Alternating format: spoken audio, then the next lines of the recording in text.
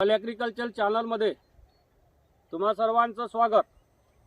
आज ती वेळ आलेली आहे की ज्या वेळेसाठी मी गेल्या 5-6 महिन्यापासून वाट बघत होतो। 111 हिची थ्रेशरिंग झाली आणि या 1.5 एकरामध्ये 22 कट्टे निघालेले आहेत आणि एका कट्ट्याचं वजन 70-72 70-72 75 असं पकडलं तर 70 सरासरी जरी पकडली तर 15 क्विंटल 40 किलो निव्वळ सावी तूर या 1.5 एकरामध्ये मला प्राप्त झाली। म्हणजे एका एकरामध्ये 10 क्विंटल प्रति एकर असा तिचा ॲव्हरेज आला आणि ज्या ज्या शेतकऱ्यांनी सावी लावली त्या सर्वांना अशाच प्रकारचे ॲव्हरेज कमी जास्त आलेले आहेत। सगळ्यात महत्त्वाचं म्हणजे ज्या वेळेला सावी आम्ही लावली आणि सावी लावल्यानंतर काही दिवसांनी लक्षात आलं की या सावीमध्ये दुसऱ्या जातीचे झाडं खूप मोठ्या प्रमाणात आहेत। संत तुकाराम महाराजांनी सांगितलेलं आहे, शुद्ध बीजापोटी फळे रसाळ गोमटी। अगर आप तुमच्याजवळ बीज शुद्ध आहे तर तुमचं उत्पादन सुद्धा चांगलं येते। चांगल्या उत्पादनासाठी बीज शुद्ध असणं फार गरजेचं असते। माझ्या लक्षात आलं की या सावीमध्ये दुसऱ्या जातीचे झाडं आहेत आणि बरेचसे शेतकरी ज्यांनी सावी लावली त्यांचे सुद्धा फोन येत होते की सावीमध्ये मिक्स आहे। मी बीज तयार करणारा शेतकरी आहे। मी वांग्याचं बीज तयार केलेलं आहे, क्रॉसिंगमध्ये मिरचीचं केलेलं आहे, लौकीचं केलेलं आहे, कापसाचं केलेलं आहे आणि महाबीजचा सुद्धा मी सीड प्लॉट घेतलेला आहे। त्याच्यामुळे बियाणं कसं तयार करायचं याचा अनुभव माझ्याजवळ आहे आणि त्या पद्धतीचे पुस्तकं सुद्धा माझ्याजवळ आहेत। म्हणून मी काय केलं की फुलोऱ्यावर असताना सावीमधले दुसऱ्या जातीचे झाडं मी उकळून फेकले आणि प्युअर बीज असतं तर इतके झाडं उकळून फेकायची गरज राहिली नसती। ते 100% माझं नुकसान झालं, जे उकळून फेकले ते गेले। त्याचा एक फायदा असा होतो, फुलोऱ्यावर जर तुम्ही दुसऱ्या जातीचे झाडं उकळून टाकले तर त्याच्यामध्ये क्रॉस पॉलिनेशन होत नाही। म्हणजे दुसऱ्या जातीच्या झाडावर बसलेली मधमाशी सावीच्या झाडाच्या फुलावर येऊन बसली तर त्या ठिकाणी ते क्रॉस होते, दुसऱ्या जातीची शेंग किंवा दुसऱ्या जातीचा दाणा तिथे तयार होतो। आणि म्हणून मी फुलोऱ्यावर दुसऱ्या जातीचे झाडं उकळून टाकले।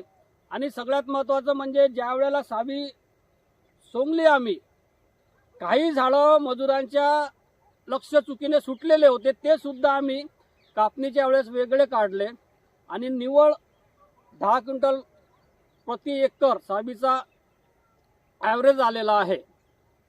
तुरीचं झाड हे सेल्फ पॉलिनेटेड नाही आहे, म्हणजे स्वतःचं परागीकरण करत नाही। जसं हरभरा, सोयाबीन हे सेल्फ पॉलिनेटेड क्रॉप आहेत, परंतु तूर ही सेल्फ पॉलिनेटेड नाही आहे। तिचं परागीकरण मधुमक्खी, मधमाशी, उडणारी कीड आणि हवा याद्वारे होते। म्हणून फ्लावरिंगवर तुम्हाला दुसऱ्या जातीची झाडं काढावी लागतात। परंतु आम्ही हे केल्यामुळे ज्या शेतकऱ्यांनी हे केलं त्यांच्या शेतामध्ये पुढच्या वर्षीसाठी चांगलं आणि प्युअर बीज देण्याचा हा माझा प्रयत्न होता आणि त्या प्रयत्न मी 100% केला। परंतु आता मधुमक्खीला तर आपण तर काही थांबवू शकत नाही, ती 2 किलोमीटर जाते, 2 किलोमीटर वापस येते। तेवढं क्रॉस पॉलिनेशन नक्कीच झालं असेल, तरी यातले दुसऱ्या जातीचे झाडं काढल्यामुळे याच्यामध्ये आता मिक्स पुढच्या वर्षी फार कमी होईल। ज्या शेतकऱ्यांनी काहीच केलं नाही, जशी सावी लावली तशीच काढली, तर सावीमध्ये पुढच्या वर्षी जवळपास 50%च्या वर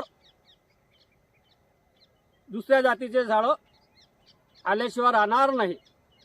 सगळ्यात पहिले म्हणजे जे सगळ्यात शुद्ध बीज असते, जे शास्त्रज्ञ एखादी नवीन व्हरायटी तयार करतात त्या बियाण्याला न्यूक्लियस बीज असे म्हणतात।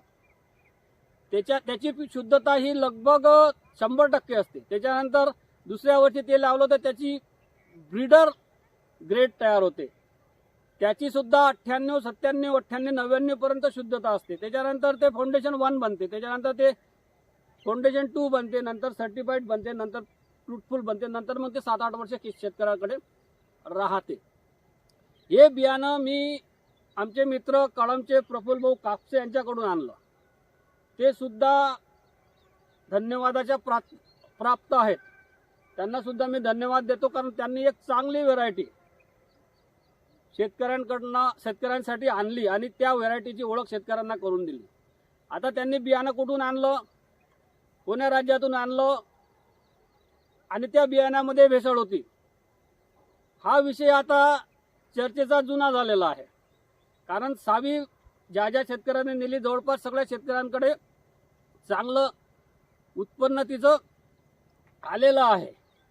असं आहे, उपग्रह लॉन्च झाला, अंतरिक्षमध्ये गेला, आपल्या कक्षेत स्थापित झाला आणि पृथ्वीचा चक्कर काटून राहिला.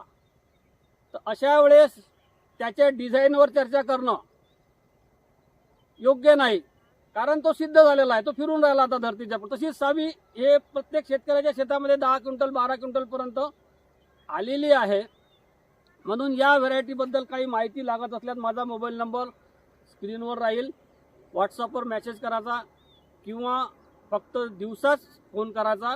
या सगळ्या गोष्टी आपण लक्षात घेऊन बहुत बहुत धन्यवाद. जय जवान, जय किसान.